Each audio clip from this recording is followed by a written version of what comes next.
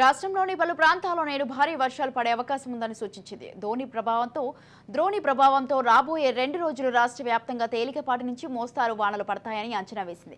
ఇక ఉత్తర కోస్తాలోని వివిధ ప్రాంతాల్లో భారీ వర్షాలు కురుస్తాయని పేర్కొంది.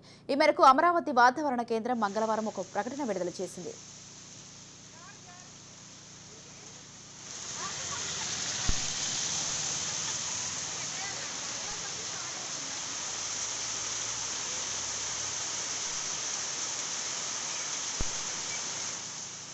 శ్రీ పొట్టి శ్రీరాములు నెల్లూరు, తిరుపతి, కృష్ణా, ఎన్టీఆర్, గుంటూరు, బాపట్ల, పల్నాడు, ప్రకాశం జిల్లాలో పలు ప్రాంతాల్లో పిడుగులతో కూడిన తేలికపాటి వర్షాలు కురుస్తాయని అమరావతి వాతావరణ కేంద్రం సంచాలకులు ప్రకటనలో పేర్కొన్నారు.